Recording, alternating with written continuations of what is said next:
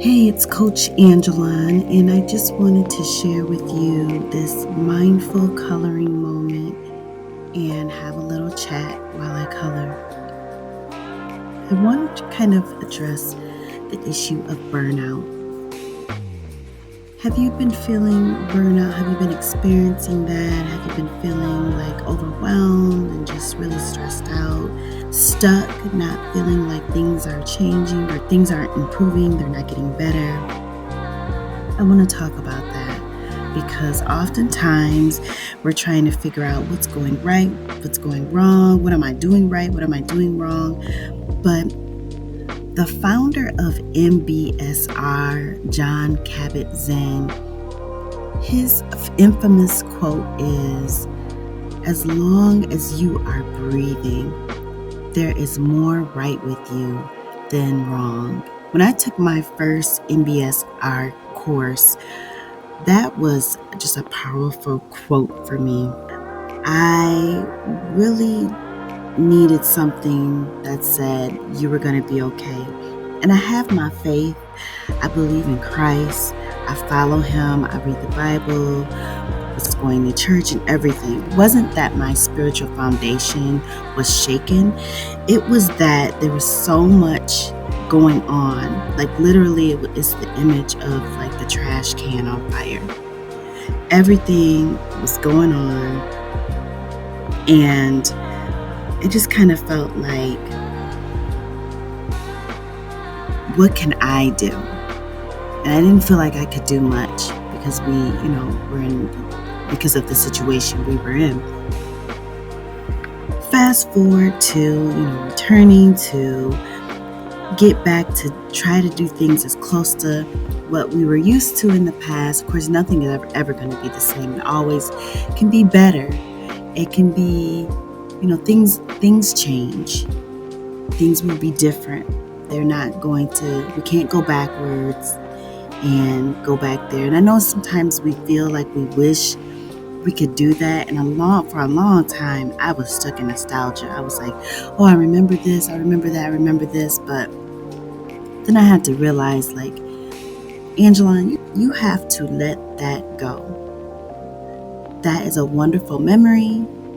Those were good times.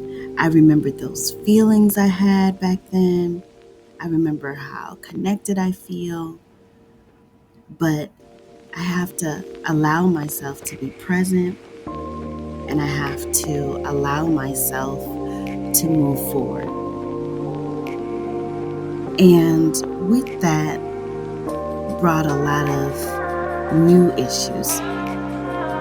For me, it was just, I started to notice feelings of anxiety. And I also started to notice symptoms of burnout. And so I wanted to share what some of those symptoms were. Everyone ingests things differently. Overall, burnout looks like having a headache, being very tired or fatigued, having a stomach ache, heartburn issues, overeating, not eating enough, easily angered, increased substance use like alcohol, or now you're smoking more, trying new things, very irritable, having compassion fatigue.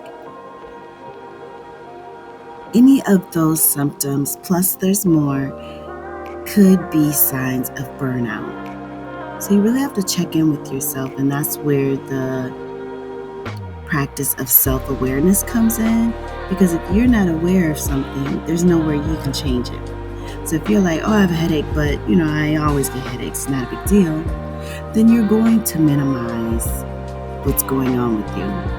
When I started to experience burnout, I was definitely getting some of these symptoms, and I didn't recognize that as such.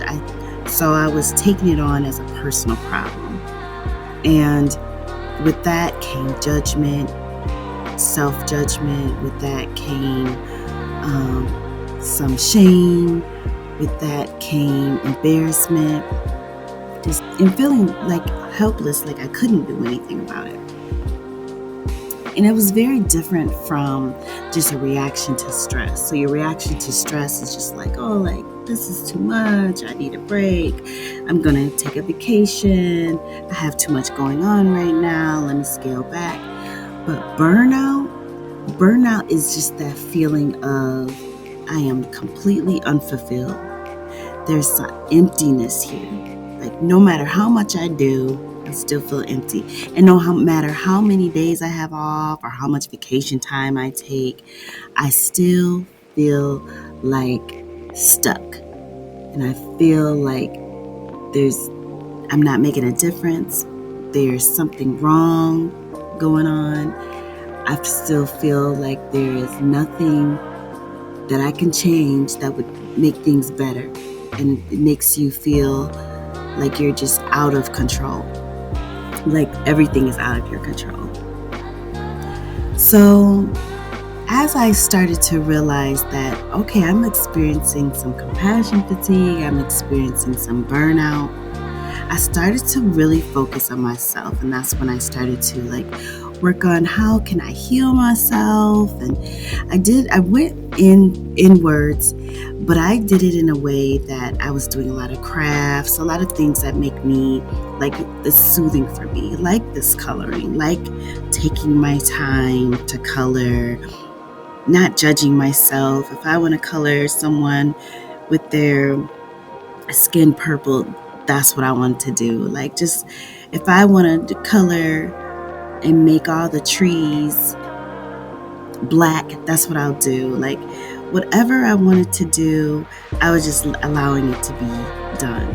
I was realizing that it was the process and not the product of the process is what I was looking for, is what I wanted.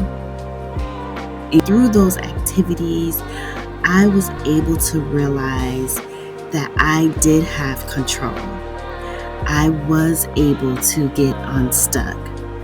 I faced head on some of the things that were bothering me, and I let myself process those thoughts. I relinquished the reins of trying to control others and just focused on what can I control. So I narrowed my focus. Research shows that self-care is effective against burnout. And that's why it's so important. If you just enjoy coloring and using different colors, different kinds of coloring materials like crayons or oil pastels or painting, this is a form of self-care that can be so soothing.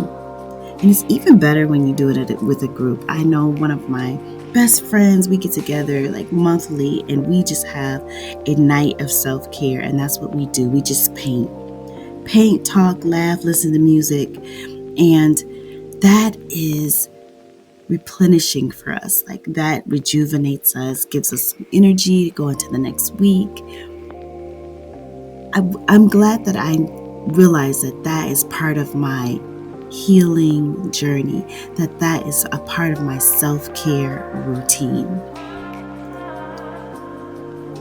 Some other ways that I want to share that you can combat burnout if you're not into doing art or anything like that is journaling. Write about your experience. Write about what you're feeling. Learning to just acknowledge what's going on with you. Stop pushing it under the rug I'm just doing too much. That's, I just took on too much. That's all. Minimizing. Don't minimize your own experience. See it for what it is. You're not trying to change anything, so you're going to accept what is here and just notice. Focus on what brings you joy. And if you want to write that down in a journal, or if you want to write it on slips of paper and put it in a jar to save for later for you to reflect, do that. And use those things. Don't write things down that bring you joy or that bring you happiness and then throw it away or discard it or hide it somewhere. Put it somewhere visible. Use affirmations. Affirmations are a great way to, even if you don't feel that way or you're not thinking that way in the moment, the more you see it, the more you say it, the more you start to believe it. You have to lead yourself. So in order to do that, it needs to be visible. It needs to be on hand. I hope that you have enjoyed this moment of mindful coloring.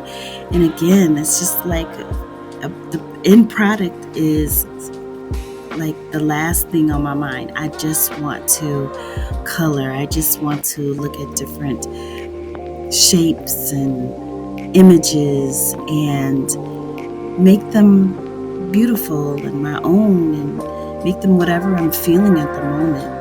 I may color the same page and do a totally different color palette, and that is okay. It doesn't have to be a certain way. There's no judgment here. It's only grace and self-compassion.